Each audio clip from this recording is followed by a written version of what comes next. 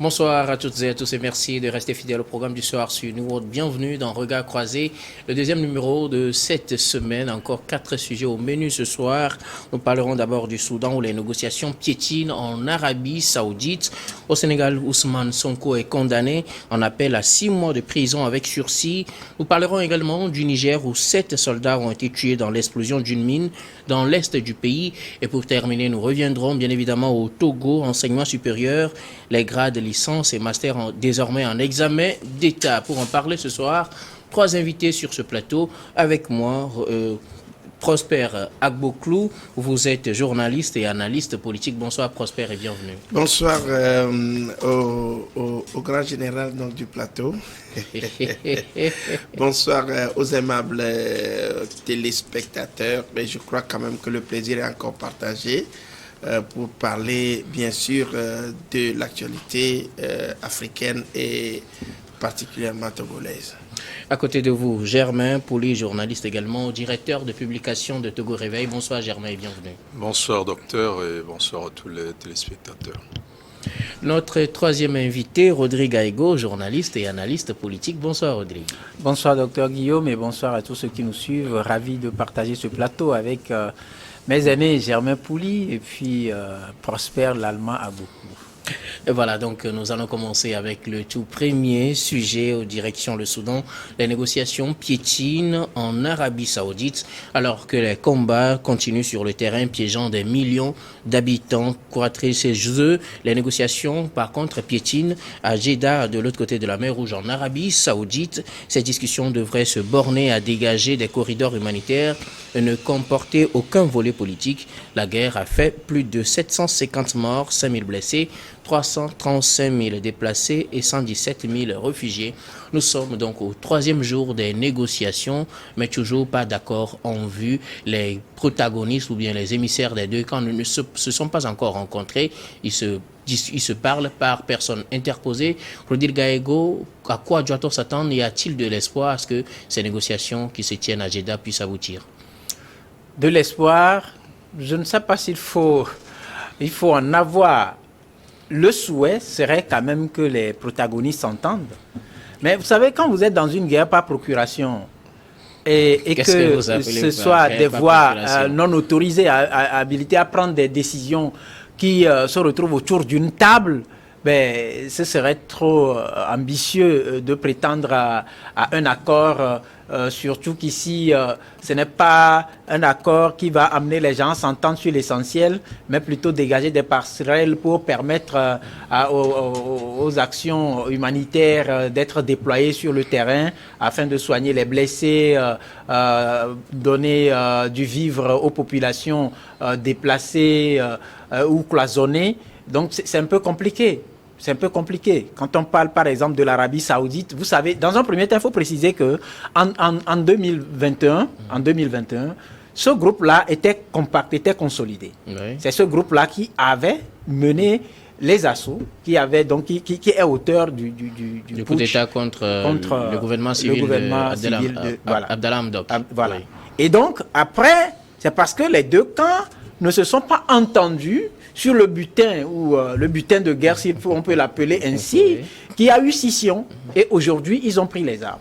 Dans un passé récent, vous savez qu'ils étaient encore ensemble pour aller aider l'Égypte dans une de ces opérations-là. Maintenant, aujourd'hui, vous avez l'Arabie Saoudite qui est pour l'un des protagonistes, pour ne pas dire pour les deux. Oui. Voilà, ce qui est un peu anormal. Et vous avez l'Égypte qui est pour un des camps, et donc pour les paramilitaires. Alors quand vous prenez ce schéma-là, et qu'on vous dit aujourd'hui que celui qui parraine les négociations, que celui-là est d'accord avec les deux, celui-là est un partenaire aux deux camps, celui-là a déjà traité ou continue de traiter avec les deux camps, mais qu'on ne trompe pas les gens, qu'on est à la recherche d'une certaine trêve. Nous reviendrons tout à l'heure sur le statut même de l'Arabie Saoudite dans ces négociations. Mais pour vous, pour le moment, il y a encore de l'espoir ou bien... Non, ce n'est pas de l'espoir. Je dis le souhait, c'est que les gens s'entendent. Mais tel que je l'ai expliqué tout à l'heure, quand on met en place les différents éléments, les différents facteurs, vous comprenez que les conditions ne sont pas réunies pour aller à un accord de cesser le feu. Prosper Agboklou, est-ce qu'on a de l'espoir? Troisième jour des négociations, pour le moment ça piétine, mais peut-on dire que c'est pour le moment et que dans un avenir proche, on puisse aboutir à un accord? Non, vous savez, lorsque des belligérants s'accordent entre griffes des violons pour négocier, il faut regarder tout autour quels sont les appuis dont ils bénéficient.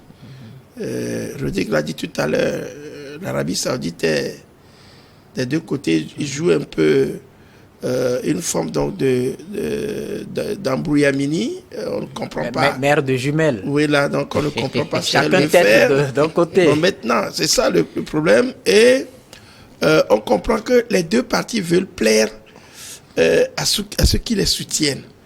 Et pour l'heure, quand vous voyez, vous scrutez un tout petit peu ce dossier, on comprend aisément qu'on n'est pas allé pour des discussions politiques. On veut revenir. C'est pour dégager un couloir humanitaire. Un couloir humanitaire, rien que pour ça. C'est-à-dire que les appuis extérieurs qui sont derrière, ces lobbies qui sont derrière ces deux généraux, savent que ils ne font pas partie réellement du jeu. Ce sont ces lobbies qui sont derrière et qui appuient. Lorsque vous voyez la collaboration, c'est-à-dire que cette négociation est rendue possible à une coalition américano-saoudienne. Vous avez vu à peu près le contrat qui existe entre l'Arabie Saoudite et l'Amérique. Vous allez comprendre qu'on n'est pas parti pour trouver le bout du tunnel. Donc pour vous, l'espoir n'est pas vraiment permis. L'espoir n'est pas permis. En ce moment où, moi je pense quand même que quand vous voyez à peu près la position des deux belligérants, on prend, comment on appelle, les paramilitaires de Daglo, le soutien vient même de la Libye. Oui. Oui, le soutien vient de la Libye. Il y a l'Éthiopie qui appuie. Et vous allez voir les Émirats Arabes Unis qui sont aussi dans le jeu. Vous voyez à peu près, raison pour laquelle même après la guerre de sécession, on ne peut pas de sécession, la guerre qu'on appelle du Darfour, pourquoi est-ce que Ebeti a refusé d'aller conjointement avec l'armée? C'est parce qu'il ne voulait pas travailler avec les islamistes.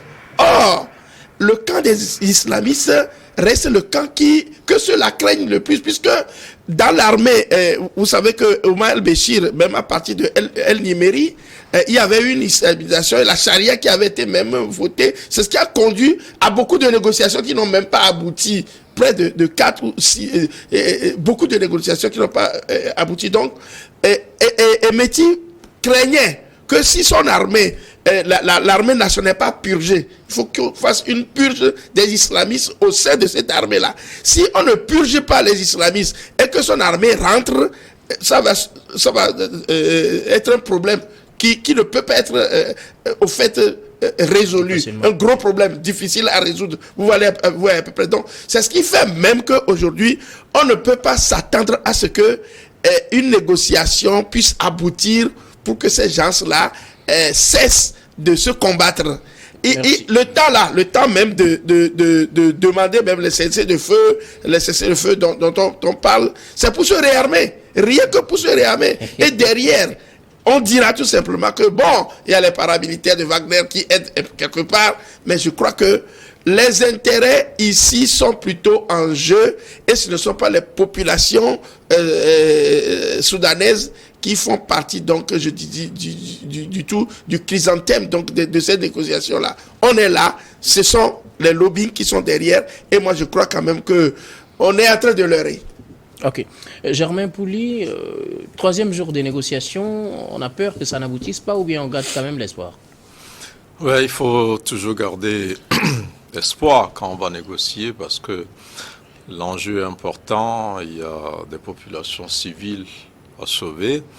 Il y a l'ONU qui a déjà évoqué cette catastrophe humanitaire. Il y a la Croix-Rouge aussi qui est sur le terrain. Toutes ces organisations internationales n'arrivent pas à jouer leur rôle, n'arrivent pas à porter secours donc, aux victimes civiles de cette guerre-là. Et je crois qu'aujourd'hui, on ne négocie pas la paix entre les deux parties, on ne négocie pas un accord politique pour sortir le Soudan du problème, mais on veut juste négocier un corridor humanitaire où on peut... Et même pour ce corridor, ça fait 3 jours que ça piétine. Oui, donc je pense que déjà ça, vous savez qu'aujourd'hui on ne connaît pas exactement les positions des deux groupes qui s'affrontent. Il y a certains qui estiment que les forces armées soudanaises même se sont installées au sein des quartiers peuplés, donc où il y a du monde et donc un peu comme si les populations servaient un peu de bouclier humain. Et donc si cette thèse est avérée, je ne crois pas que ce camp-là va lâcher aussi facilement ses positions. Mais, comme je l'ai dit, l'enjeu est d'État, il faut trouver une solution pour que les civils puissent être nourris, puissent être soignés, parce que la situation aujourd'hui est telle que les gens avaient un peu de réserve à la maison chez eux, tout est épuisé, les voisins qui vendaient, c'est terminé, et maintenant ils attendent de l'aide, il n'y a pas possibilité de sortie, il n'y a pas d'électricité, Internet, tout ça c'est difficile, et donc on ne peut pas vivre dans ces conditions-là, et on titre donc la sonnette d'alarme, il faut agir pour l'intérêt de l'homme, pour l'intérêt de ces victimes-là. Donc je pense que les Américains et les Saoudiens qui ont initié ce dialogue-là savent déjà que un accord pour la paix est trop précoce ou va être plus compliqué. Mais celui-là, pour qu'on puisse, ne serait-ce qu'à des moments, agir sur un certain corridor humanitaire, je pense que c'est possible. Mais ça va être difficile. Et comme le disait Prosper tout à l'heure, la plupart des représentants des partis qui sont là-bas veulent faire peur et faire plaisir, j'allais dire, aux initiateurs de ce dialogue-là, les Saoudiens et les Américains. Et donc, se dire qu'ils pourront leur faire ce plaisir-là de permettre qu'à des occasions et exceptionnellement, donc, qu'on puisse quand même disposer de certains corridors pour aider les populations civiles. Donc, je pense que sur ce point-là, même si ça piétine, ça va aboutir. Okay, maintenant, d'ici là, quel sera le sort de ces populations-là qui craignent de prendre des balles perdues, qui craignent de mourir de faim, si ça dure, c'est possible que la situation soit beaucoup plus dramatique. Mais moi, je pense que c'est possible parce que la guerre est partie pour être assez longue. Si les initiateurs ont choisi juste de négocier un corridor humanitaire, c'est qu'ils savent que le plat de résistance est très difficile. Okay, donc ils n'ont pas souhaité commencer par le plus difficile, ils ont souhaité commencer par l'humanitaire et ça, à mon avis, puisque chacun des deux estime qu'il se bat pour le Soudan, donc des deux camps, et donc pour que les populations puissent en sortir, c'est possible, il faut créer ces corridors humanitaires-là. Je pense que ça va se faire, peut-être que ça prendra un peu plus de temps. Ok, d'accord. Je reviens à vous, Rodrigue. On parlait tout à l'heure du statut de l'Arabie Saoudite, qui est un peu, comme vous le disiez, un peu proche des deux camps, un peu proche des paramilitaires, un peu proche des militaires. Est-ce que ça, plutôt, n'est pas un avantage pour pouvoir obtenir un accord plus facilement? Ça devrait l'être. Et si ça devrait l'être, c'est qu'on n'a pas besoin d'en parler de midi à 14h. Je donne l'exemple, par exemple, d'un aîné dans un quartier que tout le monde écoute lorsqu'il y a un souci et que cet aîné-là fait appel à deux camps qui se battent. Mais tout le monde l'écoute. Son aura prévaut et il y a une certaine influence. Mais aujourd'hui, on ne sait pas la nature des relations entretenues avec le camp A ou avec le camp B. Et donc, du coup, au lieu de mettre en confiance, pour moi, il y a beaucoup plus une méfiance qui s'installe. de peur de se faire harakiri en acceptant, par exemple, de faire des concessions.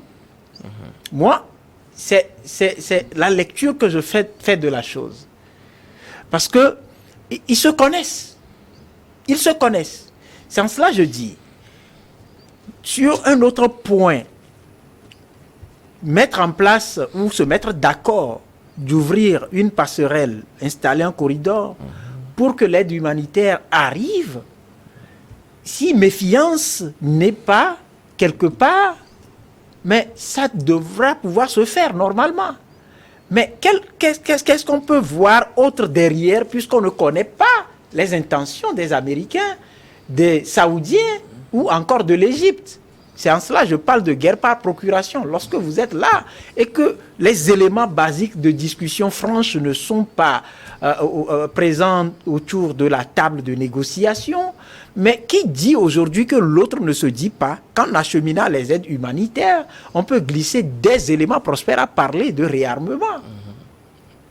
Donc de ravitaillement en armement.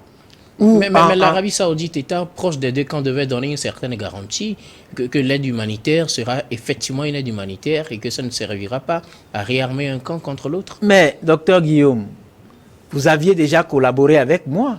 Je sais comment vous fonctionnez. Vous avez déjà collaboré avec Germain. Germain sait comment vous fonctionnez.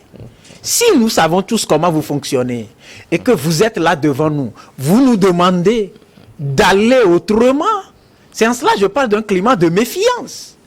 Plutôt le statut de l'Arabie Saoudite.